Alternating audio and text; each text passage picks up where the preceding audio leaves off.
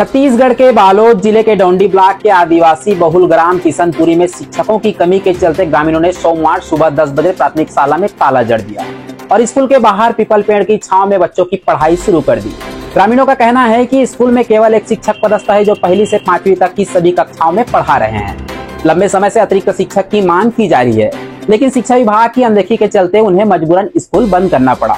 School में ताला जड़ने के बाद शिक्षक ग्रामीण युवक खुद बच्चे को पढ़ाने में जुट गए हैं। गांव के बाहर पेड़ की छांव में अस्थायी कक्षा लगाकर पढ़ाई करवाई जा रही है।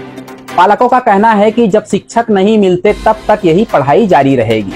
घटना की जानकारी मिलते ही बीओ रोहित सिन्हा और संकुल समन्वय गांव पहुंचे। उन्होंने ग्रामीणों से बातचीत कर स्कूल का ताला खोलने की अपील की। बीओ ने आश्वासन दिया कि जल्द ही अतिरिक्त शिक्षक व्यवस्था की जाएगी। पूर्व सरपंच जगनूराम भेड़िया ने बताया कि 1 महीने से शिक्षक की मांग की जा रही है, लेकिन अब तक किसी अधिकारी ने संज्ञान नहीं लिया है।